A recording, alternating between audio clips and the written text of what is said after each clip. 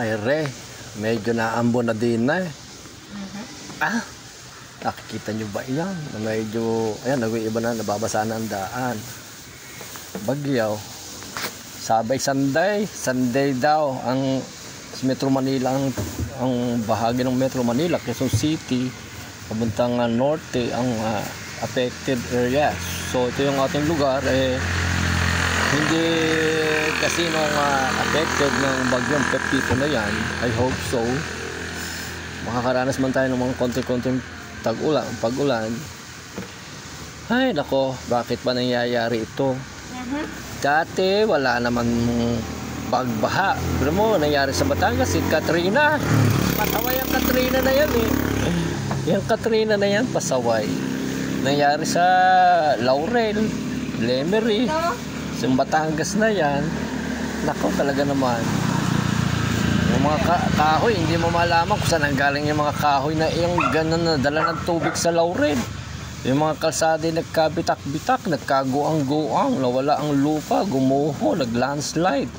Dati-rati, dito sa Batangas, bundok ng Batangas na yan, hindi naman nakakaroon ng landslide. Ngayon na yan, naubos na yung puno, ginawa yung mga hotels, restaurant, o ano, saan nyo pinutol yung mga kahoy, binagsak na lang sa gitna ng bundok, inanod ng tubig, ayaw, nakarating sa Laurel. O, ano nangyari sa Laurel? Mga sasakyan nagkalubog-lubog sa putik, mga motor, ano na, ayun. My God, o, yan ang alagaan nyo yung puno na sumisipsip ng mga tubig. Yung mga punong ganyan, naalagaan yan. Hindi yung basta-basta pinuputol. O ano, nakagawa ng building, ng mga hotels, restaurant, o ano nangyari sa bundok. Saan yung dinala yung pinagtalasan ng mga kahoy-kahoy na pinutol. Hindi naman sa gitna ng bundok, umulan, bumaha, ayon. O, ano na, napunta sa Laurel. Diyos ko po. Bakit nangyayari ito mga ganito? Sa mundong ating ginagalawan, ha? Bakit nangyayari yung ganyang bagyo-bagyo? Oh, wake up call po yan. Wake up call sa mga tao na, ano, yung mga tao na napopokus yung atensyon. Yan. Marami mga tao, focus ang atensyon sa kung saan. Oh, medyo nagdidilim. Yun yung aking deliver. Nagdidilim, may deliver na naman ng gulay din eh. Yan, dumating na. Yan. Oh, harvest sila dyan. Oh, gulay-gulay. Dalian mo, Jeff, ay may bagyo na. Malayo. Naunahan ka palang Island Rose deliver ng kangkong. Oh. May gulay din eh. Kahit tag-ulan na yun, panay pa rin ng pa-deliver ng gulay. Oh, ayan. May saba ako ato ilan. Dalawang isip ang si Pipito. Paalis na daw siya, sabi. Paalis na si Pipito. Tama na, Pipito. Oh. Pero mo, ngayon lang nangyari sa loob ng isang buwan, 4 na bagyo ang dumaan. Grabe, ano, isang buwan, 4 na bagyo ang dumaan. Si Katrina, nanalasa sa Batangas, nakawasak ang mga daan eh. Tahate ang mga daan. Bundok, hibok-hibok. May mga kalsadang hanggang ngayon hindi nadadaanan. May mga tubig hanggang ngayon hindi pa iga. Ano nangyari? Ano na? Naambon na eh. O, pasa. O, huwag naman lalakas. Ganyan laang. Ganyan na laang. Wala nang hangin. Kunin mo na yun. Hatiin mo na lang. Hatiin mo na lang.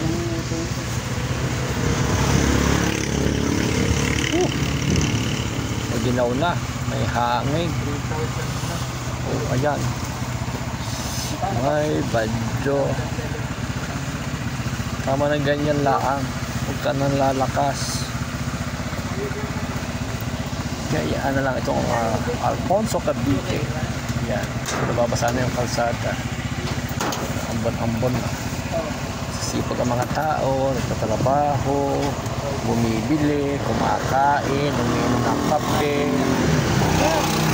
Mga usual na ginagawa ng tao sa mundo ng pantasya.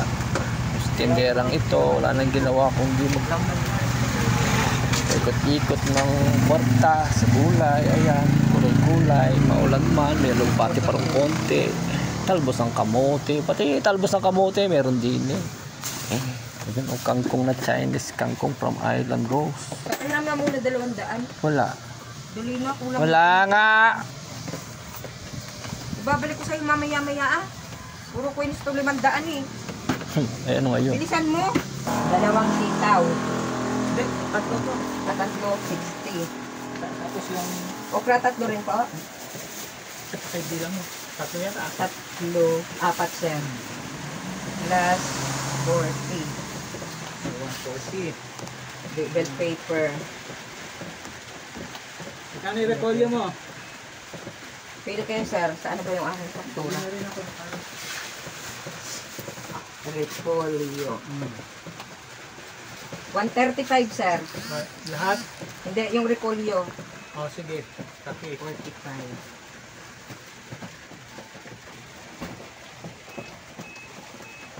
Magkano na? 75. Ay, bumapatak na ang ulan. 260 po. Bumapatak na. Yun na. Palaya, hindi nyo gusto? Kamatis? Magkano ang kilo mo ng kamatis? Kamatis. Wait. 160 sir. 150 na ang puhunan. 10 lang naman tinutubo sa mga ganyan. Eh, hindi kasya dito. Ah, 1 kilo po ba? Oo. Ito, pamsisigang kayo, yung gabing Tagalog, oh. Oo, sir. Gabi pitik. O, pitik ang tayo dito. Gabi pitik. Masarap tong pasigang. Gabi pitik. Pitik na gabi. Ang carrots patatas, hindi nyo pa po kailangan. Ano na ako ilang? Parang hindi na ako magsali. 1 kilo bawasin mo.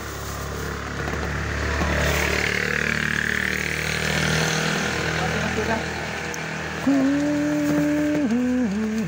Hinog sir, gusto nyo? Sige. Pero huwag naman po rin. Sige sir, hati. O sige. Hati.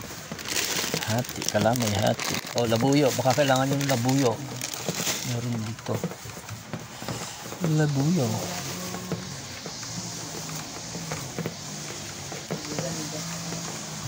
May labuyo. Paubos na yan sir. Yan na lang natira. Isang araw yan eh. Gusto nyo ba? Tawad na lang sa inyo yung isa akin. Ilalim ko na.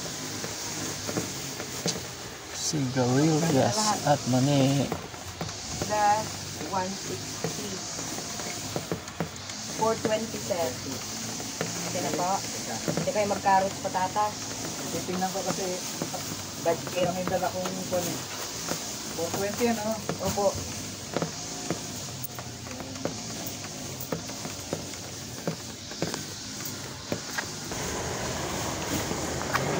Wala pa daw isang Tama na.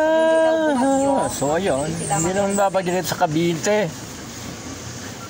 Sunday na, papuntang norte ang bagyong Pipito. Mamayang ngayong Sunday. Huwag ka nang dumaan din sa Cavite ha. So ayun guys, bakit nangyayari ang mga bagyo?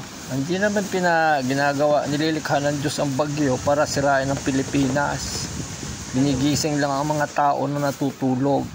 Ang mga tao kasi busy sa trabaho. Ayan, sa mga huling araw ganun talaga. Ang mga mararat na ng Panginoong Hesukristo, yung pagbalik ni Kristo rin ay abangan ninyo. Dumating ang Kristo, ang mga tayo maaabotang nagtitinda, tulad mo, kumakain, umiinom, nag-aasawa, ayun, nasa kalsada ang mga tao, nagdadrive, ayun. Sa sobrang busy ng mga tao, May tumutulong bubong. nakakalimutan na nila na may Diyos pala na na naalala lang nila ang Diyos kapag yung nasa bingit ng kamatayan, nasa oras ng ayun, dinidilubyo sila, binabaha, nagla-landslide, napapadyos ko po. Pero kapag tapos walang nangyayari sa mundong kinalalagyan nila, halos hindi nila maalala ang Diyos. Diba? Parang naalala mo lang Diyos kapag mamamatay ka na, kapag nalulunod ka na sa tubig. O ikaw, wala kayong ginawa kundi magtinda. Ay sabi sa mga huling araw ang tao Magtinda ka ng magtinda. pag si Kristo ay bumalik na din makikita si Estelita ay nagtitinda.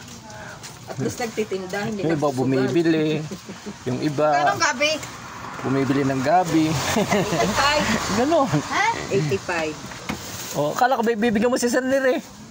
Ay, hindi ni sir kinuha. Nakalimutan na. Ewan ko ba kay sir?